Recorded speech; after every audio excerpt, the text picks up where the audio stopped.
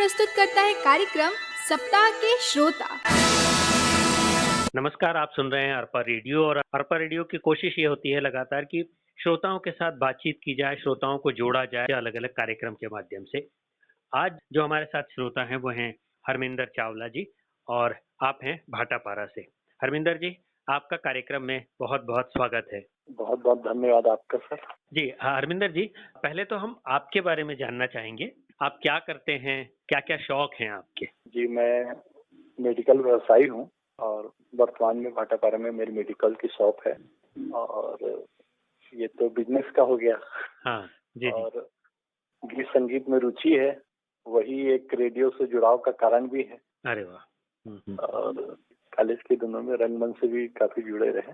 व्यवसाय है आपका मेडिकल शॉप का, ये पुश्तैनी रहा है या आपने शुरू किया था? नहीं, पुश्तैनी में तो हमारी सर साइकिल की शॉप रही है। मुझे पैतृक व्यवसाय के रूप में साइकिल दुकान में ही बैठने का अवसर मिला था शुरुआत में। अच्छा। और उस समय के परिवेश में था सर, जब गांव में कोई भी आयोजन या किसी घर पे किसी के छट्टी का या विवाह का आयोजन, उस समय लाउड स्पीकर ही एक शोभा हुआ करते थे। और बारात के लिए जो आजकल तरह तरह के डेकोरेशन जो चलते हैं, उस समय पेट्रोमैक्स चलती थी, गैस बत्ती जिसको हम लोग बोलते थे। उस समय भी वो ग्रामोफोन रिकॉर्ड्स और लाउड स्पीकर के माध्यम से संगीत की रुचि वहाँ से भी मतलब फली फूली है, समझ लीजिए, मेरे जीवन में। पहले ये हुआ करता था कि साइकिल शॉप के साथ साउंड सर्विस का भी काम हुआ करता था। जी, तो वैसा ही कुछ था आपका भी? जी जी जी। अरे वाह। उस समय क्या उम्र रही होगी जब आप साइकिल शॉप में जाते थे? ये सर मेरी करीब 12 से 13 वर्ष की उम्र थी। और क्या है, घर के निकट होने की वजह से कुछ भी काम के लिए दुकान पर आना जाना रहता था, तो थोड़ा थोड़ा देर समय वहाँ पे रुकना या व्यतीत करना, तो वो एक जुड़ाव थोड़ा थोड़ा बिजनेस के वहीं से ही शुरू हो गए थे। जी जी। और पेट्रोमैक्स का जो कंडेल होता था, पेट्रोमैक्स जो है, वो उसकी क्या यादें हैं आपके साथ? मतलब लोग किस तरह से आते थे लेने, उस समय क्या किराया होता था उसका? सर उस समय तो 2 रुपए से 5 रुपए प्रति रात का उसको काउंट किया जाता था। दिन में भी कोई लौटा जाता था, जितनी रात के लिए रखा गया है उसको जी, उसके हिसाब से उसका कैलकुलेशन होता था। 2 से 5 रुपए तक का उसका किराया होता था।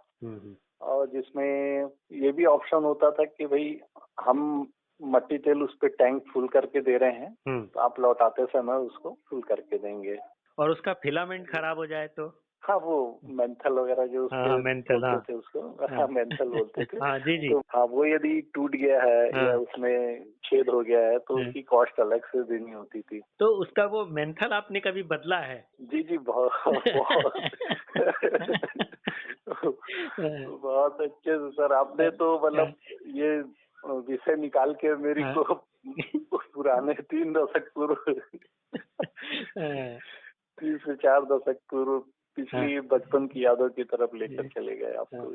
वाकई बहुत सारे लोग हैं जिन्होंने ये दौर देखा है, किराए की साइकिल लेना या साउंड सर्विस का इस्तेमाल करना। मतलब उस समय जब साइकिल दुकान में साउंड सर्विस होते हुआ करती थी तब, और पेट्रोमैक्स लेकर के जाना, छट्टी बारात इन सब में लेकर के जाना, अलग ही बात थी वो जी। और मेडिकल व्यवसाय में कैसे शिफ्ट हुए? हाँ सर, क्या हुआ कि परिवार में ऐसा हुआ कि छोटे भाइयों के लिए व्यवसाय के लिए कुछ विकल्प चुनने थे।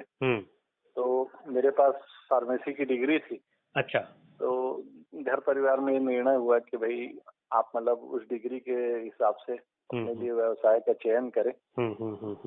और मेरे भाई लोग थे मुझसे अनुज जो जी, तो उन लोगों को व्यवसाय के लिए कोई ना कोई ऑप्शन उनको भी देना था। फिर मैंने अपने डिग्री के लिए फिर मैंने मेडिकल को ही चुना और 1992 से मैं मेडिकल का व्यवसाय कर रहा हूँ यहाँ भाटापारा। मेडिकल स्टोर यदि कोई युवा खोलना चाहे, फार्मेसी की डिग्री उसके लिए कितनी जरूरी है और उसके लिए क्या सलाह आपकी होगी? मैं तो यही कहूँगा कि युवा लोग, फार्मेसी एक कोर्स है उससे जुड़े हैं और फार्मेसी करके वो बिल्कुल निश्चित रूप से इस व्यवसाय के लिए इंटाइटल हो जाते हैं। इस व्यवसाय के लिए मतलब मेरी जो एक अपनी जो परिकल्पना रही है, वैचारिक शुद्धि का होना बहुत आवश्यक है। क्या बात है। क्योंकि जो भी पेशेंट या जो भी डॉक्टर का पर्चा लेकर आता है, हम उसके साथ में डिप्लोमेसी करेंगे या कुछ भी ऐसा जो अभी वर्तमान परिवेश में जो अपन ने देखा कुछ माह पूर्व, अपन ने हर संचार माध्यम से सुना है और कई बार हम लोगों को भी टेलीफोनिक जैसे संपर्क हुए अपने ही इष्ट मित्रों के बीच से, किसी परिवार से बीमारी जो महामारी अभी विगत वहां से अपन ये सब देखी है, सुनी है, तो उसमें जो एक छवि खराब करने का प्रयास किया गया है मेडिकल व्यवसायियों की, तो वो कहीं न कहीं मन को पीड़ा देती है। एक ऐसा व्यवसाय जिसकी विश्वसनीयता पर प्रश्न चिन्ह लगने शुरू हो जाए, दुखद घटना से अधिक मैं कुछ नहीं कहूँगा उससे। जी, ये अभी जो समय था, अभी जो समय है कहना चाहिए, वो काफी कठिन समय है। मतलब किसी को ठीक से कभी इलाज नहीं मिल पाया, कभी किसी को दवाई नहीं मिल पाई, व्यवस्था की कई खामियां रही इस दौरान। तो वो एक अविश्वास जो पसरा, वो सारे व्यवसाय को उसने छुआ और हर आदमी को भी छुआ उसने, है ना? ऐसे समय में हम सबकी जरूरत है कि उस अविश्वास को तोड़ें और सहभागिता की बात करें। इस नोट पे बताइए हरमिंदर जी, गीत कौन सा सुनना चाहेंगे इतनी बातचीत के बाद? सर, मैं इसी विषय से आगे जोड़ के कुछ अपनी बात रखना चाहता हूँ। जी जरूर जोड़िए। इस समय जो कोरोना काल था, जिसमें बहुत बहुत ज्यादा संक्रमण हमारे क्षेत्र में, छत्तीसगढ़ में और हमारे आसपास के अंचल में बहुत ज्यादा फैला हुआ था, तो उस समय घर परिवार में हमेशा एक बात रहती थी कि भाई आप अपना थोड़ा सा ध्यान रखो, क्योंकि संक्रमित पेशेंट्स आपके संपर्क में आते हैं और आप यदि उनके साथ में सावधानी से नहीं कर पाओगे डील, तो हो सकता है कि उसका प्रभाव, दुष्प्रभाव आपके शरीर पे भी पड़े। तो घर परिवार के लिए बहुत चिंता एक लाजमी है, एक स्वाभाविक सी प्रक्रिया है। बिल्कुल।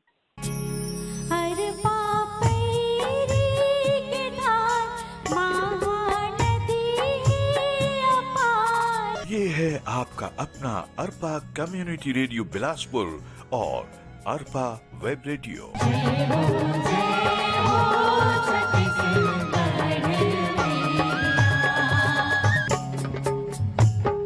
हरविंदर जी, और वाकई अभी जो कोरोना का दौर चल रहा है, उसमें हमने देखा है कि लोगों ने डॉक्टर्स को, नर्सेस को, हॉस्पिटल स्टाफ को फ्रंट लाइन वर्कर तो माना, लेकिन आप जिस व्यवसाय से जुड़े हैं वो इस गिनती में नहीं आ पाए कि हाँ ये भी फ्रंट लाइन वर्कर है करके। ये एक बड़ा गैप रह गया। शायद आपसे बातचीत करते हुए मुझे महसूस हो रहा है कि हाँ, उनके पास भी तो दिन भर लगातार मरीज आते रहे हैं। मतलब एक डॉक्टर के पास जितने मरीज नहीं गए होंगे, शायद एक मेडिकल शॉप में उतने मरीज जाते हैं दिन भर में। बहुत दुखद पहलू रहा सर, और कहीं न कहीं ये दिल को बहुत दुख और पीड़ा पहुंचाती है ये बातें कि हम लोगों की सेवाओं को बहुत छोटे रूप में लिया गया। चाहे वो टीकाकरण की बात हुई हो या सावधानी, समय की बाध्यता की बात हुई हो, हमने प्रशासन से अपनी कुछ बातें रखी थी कि भाई हमें भी उस वर्ग में शामिल किया जाए और कम से कम हमें टीकाकरण का मतलब प्राथमिकता दे के हमें इस चीज से और हमारे स्टाफ को थोड़ा सुरक्षित करने का प्रयास किया जाए। लेकिन वो ठीक पता नहीं क्यों प्रशासन शासन ने उसको गंभीरता से नहीं लिया। चलिए, ये दुख और पीड़ा का विषय तो है ही है, लेकिन चलिए अभी भी यदि शासन प्रशासन जागे और समझे इस बात को और हम लोगों की सेवाओं को यदि सराहा जाए, हमें कोई मेडल की आवश्यकता नहीं है, लेकिन मानसिक शांति, सुरक्षा की आवश्यकता, थोड़ी मानसिक शांति की अनुभूति हम कर सकते हैं। जी, चलिए इस कार्यक्रम के माध्यम से, अरपा रेडियो के माध्यम से, हम शायद कोई प्रशासक यदि सुन रहे हो या ऐसे व्यक्ति जो प्रशासक तक बात पहुंचाने की हैसियत रखते हो, वो यदि सुन रहे हैं तो जरूर इस बात को पहुंचाएं। हरविंदर जी, थोड़ा सा आगे बढ़ते हैं। गीत संगीत, रेडियो से लगाव आपका कैसे शुरू हुआ? मतलब बचपन के 4 से 5 वर्ष की उम्र की बात है कि जब मनोरंजन का एक साधन, एकमात्र साधन रेडियो हुआ करता था। घर में जैसे बड़ी बहन है, हमारी बुआ जी वगैरह हैं, उनको रेडियो सुनने में काफी रुचि थी। तो उस समय उनसे कई बार वो जो बाल वाले रेडियो चलते थे उस समय, तो उन लोगों से ट्यून नहीं हो पाते थे। अच्छा। कई बार प्रयास करने के बाद में वो डिस्टरबेंस उनको मिलना और साफ नहीं आना।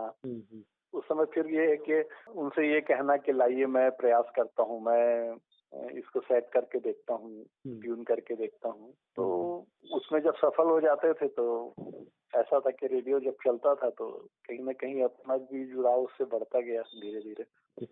क्या बात है, मतलब बुआ और दीदियों के लिए रेडियो ट्यून करने से अब हरमिंदर जी एक सक्रिय रेडियो श्रोता है। बिल्कुल बिल्कुल सर। तो उस समय जब रेडियो पे भाटापारा का नाम गूंजा करता था हमारे वरिष्ठ साथियों के नामों के साथ में, तो ऐसा लगता था क्यों ना हमारा नाम भी रेडियो से आए। यही एक जुनून और यही एक आकर्षण था जिसने रेडियो के प्रति हमें आकर्षित किया।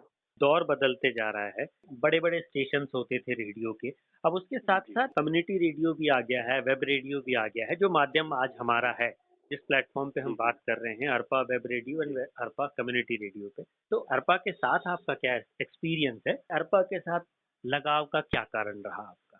देखिए, वर्तमान में जो अरपा रेडियो की जो कार्यक्रम है और जो उनके प्रसारण का क्षेत्र है, ये कहीं न कहीं हमारे बहुत करीब से ही है। इससे हमें भी जुड़ने का अवसर मिला और अच्छे कार्यक्रमों का समावेश किया जा रहा है, निरंतर अच्छा प्रयास किया जा रहा है रेडियो अरपा के द्वारा।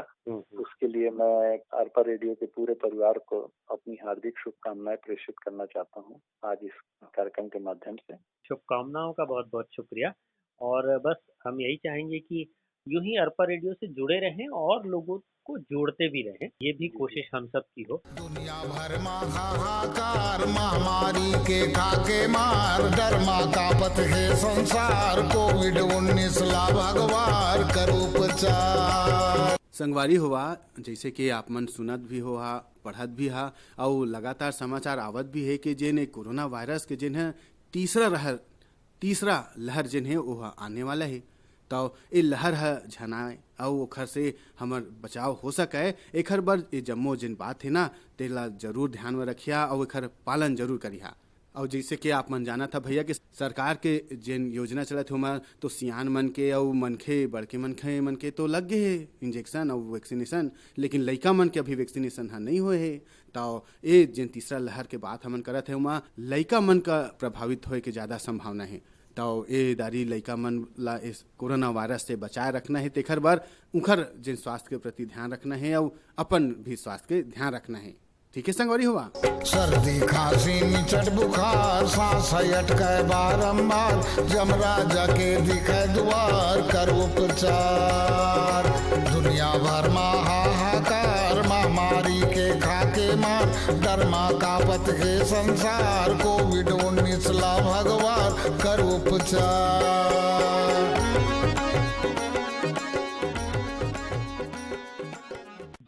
और हरमिंदर जी, आगे एक बातचीत बढ़ाने के लिए हम ये जानना चाहेंगे कि आप भाटापारा में रहते हैं और भाटापारा रायपुर बिलासपुर इन सब के बीच में एक जगह है कहना चाहिए, है ना? जी जी। तो आप अपने क्षेत्र को लेकर के क्या देख पाते हैं, भाटापारा की क्या खासियत आप आज रेडियो के माध्यम से लोगों को बताना चाहेंगे? सर, एक तो ये बॉम्बे हावड़ा की मेन जो लाइन है उसमें रायपुर और बिलासपुर के मध्य स्थापित है ये रेलवे स्टेशन भाटापारा। और सबसे बड़ा जो है यहाँ पे, अभी कोरोना काल को यदि हम लोग छोड़ दें तो यहाँ हमेशा कोई ना कोई धार्मिक आयोजन बृहत रूप में होते हैं। अच्छा। इसलिए यहाँ के वासी जो है भाटापारा के, इसको धर्म नगरी के नाम से भी मतलब पुकारते हैं। ये भाटापारा एक धर्म नगरी है। यहाँ विविध प्रकार के आयोजन हर समाज के और उसके बहुत अच्छे रूप में होते हैं। और मुझे जहाँ तक याद आ रहा है, ये भाटापारा पृथक मतलब जब अविभाजित मध्य प्रदेश का जब हिस्सा हुआ करता था, तब यहाँ की मंडी बहुत ही हमारे क्षेत्र की सबसे बड़ी मंडियों में गिनी जाती थी।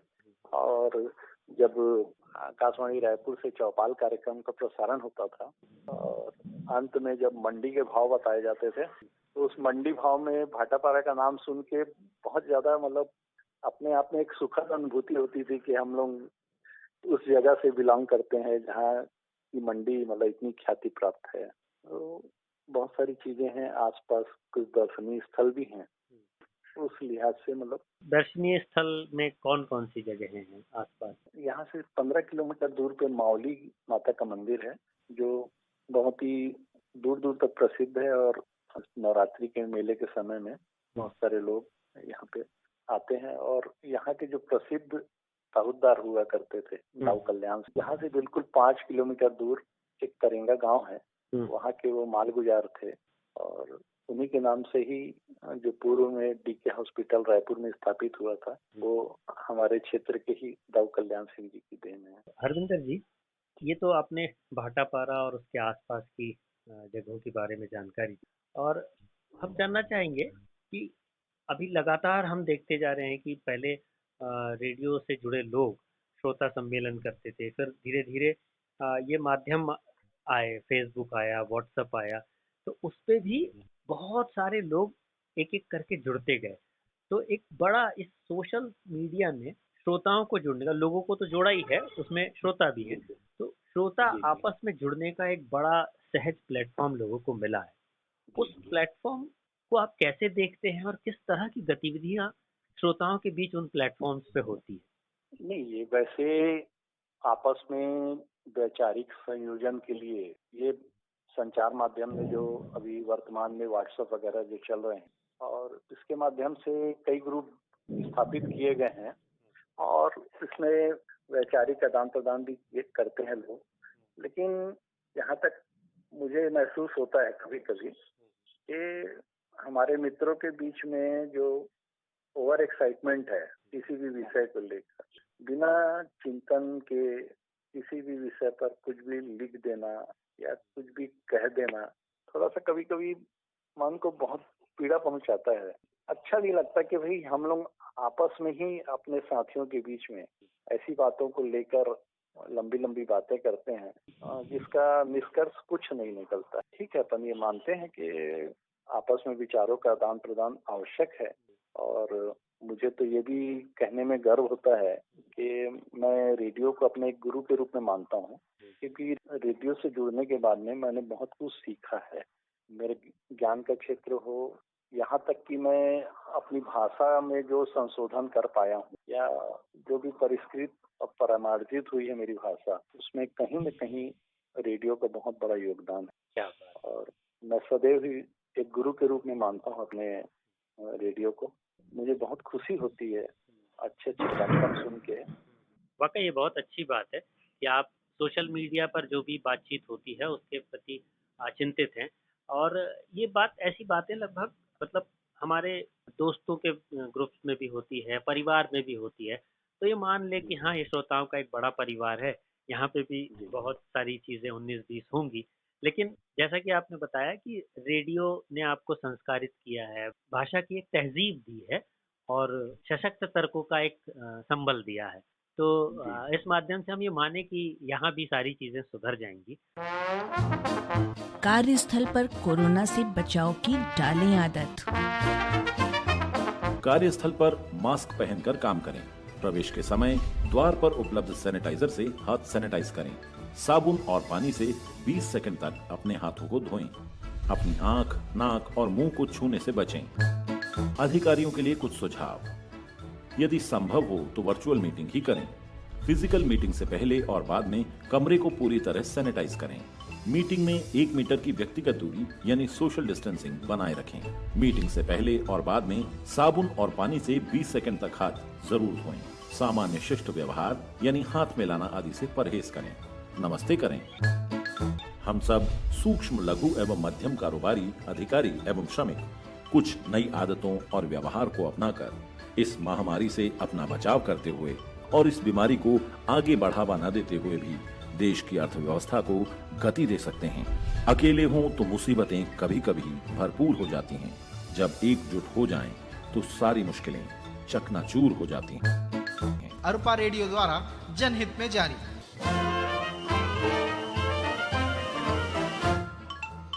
क्या बात है, ऐसी बहुत सारी अलग अलग तस्वीरें हमारे आसपास बिखरी पड़ी हैं, प्रकृति की, पर्यावरण की, और बहुत सारे अच्छे अनुभव भी है उन सभी के साथ। और रेडियो से जितने भी लोग जुड़े हैं, चाहे वो प्रस्तोता हो चाहे श्रोता हो, उनको रेडियो से जुड़ी हुई आवाज़ों को देखने का एक अलग आकर्षण होता है कि वो, है ना, कि बहुत सारे, बहुत जो पुराने श्रोता हैं उन लोगों के भी बहुत सारे किस्से हैं। पता नहीं कितने कितने किलोमीटर यात्रा करके वो प्रस्तुतकर्ता को, उद्घोषक देखने जाया करते थे। तो ऐसे कौन से किस्से हैं आपके, या ऐसी कौन सी बातें अपने दोस्तों की याद है आपको, या वे कौन से प्रस्तुतकर्ता रहे हैं जिनको लगता था रेडियो पर सुनते हुए कि अरे इनसे मुझे मिलना है, इनसे इनको मुझे छूना है? ये आपने बहुत अच्छा प्रश्न किया। मतलब मेरी भावनाओं को आपने जुबान दे दी है, कहूँ तो कोई अतिशयोक्ति नहीं है। और इसी तारतम्य में एक जो आपने सम्मेलन का जिक्र किया था, श्रोता सम्मेलन का, तो ऐसे ही एक अवसर आया था भाटापारा में रेडियो श्रोता सम्मेलन करने का। तो उस समय श्रोता सम्मेलन में प्रमुख आकर्षण होता था कि कोई भी स्थापित उद्घोषक जी उस कार्यक्रम के मुख्य अतिथि के रूप में होते थे, जो हम सभी श्रोताओं के लिए बहुत बड़ा आकर्षण का केंद्र होते थे कि भाई यहाँ के सम्मेलन में ये अनाउंसर आ रहे हैं, वो इस केंद्र से संबंध रखते हैं, ये है, उनको मतलब सुना है, अब देखने का अवसर प्राप्त होगा। तो इस आयोजन के लिए जब तिथि वगैरह तय होने के बाद में ये हुआ कि हमें भी कोई मुख्य अतिथि ऐसे ही जिनको हमने अपने सपनों में, अपने यादों में संजोया हुआ है, जिनको हम रूबरू होना चाहते हैं, जिनसे मिलना चाहते हैं।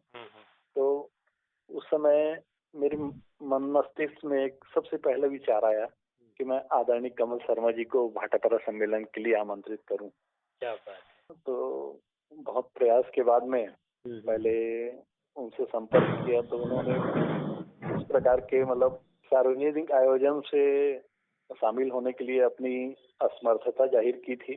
फिर मुझसे रहा नहीं गया, तो मैं तत्काल अपनी सुविधा के हिसाब से मैं मुंबई पहुंच गया। मुंबई में विविध भारती जाकर उनसे हाथ जोड़कर निवेदन किया, कर बार प्रार्थना की कि सर हमारा ऐसा ऐसा आयोजन है और मेरी बहुत दिली इच्छा है कि एक बार आप इस सम्मेलन में शामिल हों, और यदि ऐसा हो जाएगा तो हमारे सभी श्रोताओं के लिए बहुत बड़ी सुखद अनुभूति होगी ये कार्यक्रम।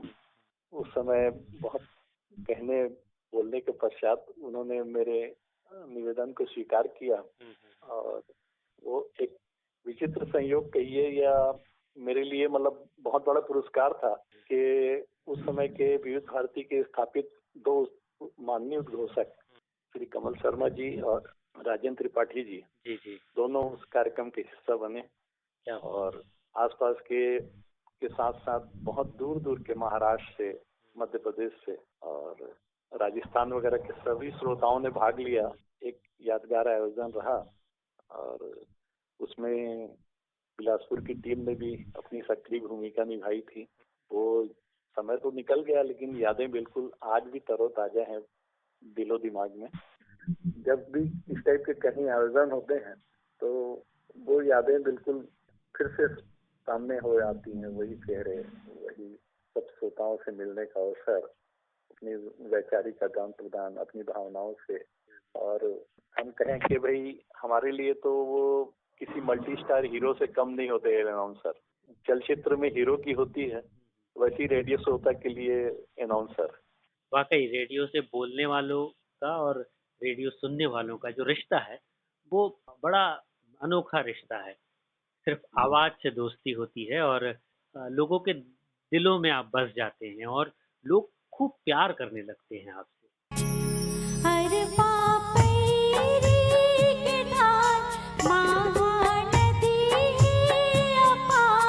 ये है आपका अपना अरपा कम्युनिटी रेडियो बिलासपुर और अरपा वेब रेडियो।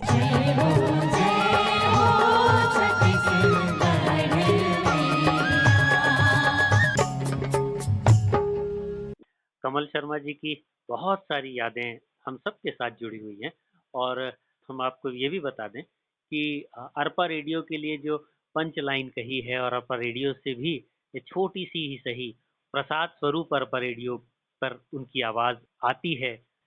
तो हरविंदर जी, वाकई आपने वो तमाम यादें रेडियो से जुड़ी हुई तरोताज़ा की और श्रोताओं तक की भी पहुंची। अरपा रेडियो पर आपने समय दिया अपना, उसके लिए अरपा रेडियो की तरफ से आपका बहुत बहुत आभार। मैं सर एक अरपा रेडियो के माध्यम से जुड़े हुए सभी अपने श्रोता साथियों से एक निवेदन करना चाहता हूँ। जी जरूर। एक तो जो कोरोना की गाइडलाइन है उसको निश्चित रूप से जब तक इस क्षेत्र में थोड़ा सा भी अंश उसका बाकी है, वो सावधानियां बिल्कुल पूरी तरह वो निभाएं और अपने परिवार को इस महामारी से सुरक्षित रखने का प्रयास करें। और सबसे बड़ी बात है कि हम श्रोता जो हैं एक लड़ी में यूं पिरो दिए जाएं कि उसमें सिर्फ हम दिखें, उसमें धागा ना दिखे। क्या बात। सभी श्रोताओं को हृदय से धन्यवाद करना चाहता हूं और अभिनंदन करता हूं कि वो रेडियो अर्पा परिवार के हर सदस्य का सम्मान करें, क्योंकि जो इतने मेहनत से कार्यक्रमों को तैयार करते हैं उस पे वो जो भी है ठीक है, अपनी अपनी कार्यक्रम की प्रस्तुति के बाद में हर कोई उस पर टिप्पणी करना चाहता है, लेकिन सकारात्मक टिप्पणी करें, बहुत अच्छा लगेगा, जिससे श्रोता को भी बल मिलता है उसके अच्छे कार्यक्रम तैयार करने के लिए, उसकी भावनाएं, और हमारी शब्दों से ही उनको प्रेरणा मिलती है। जी बिल्कुल, आपकी भावनाएं हम तक भी पहुंच रही है और तमाम सुनने वाले श्रोताओं तक भी पहुंच रही है।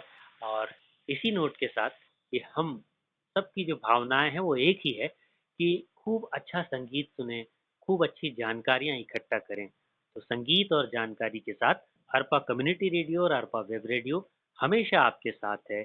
आप सभी का बहुत बहुत शुक्रिया। अभी आपने सुना कार्यक्रम सप्ताह के श्रोता। इस सप्ताह के श्रोता थे भाटापारा से हरमिंदर सिंह चावला और इनसे बातचीत की सुनील चिपड़े ने।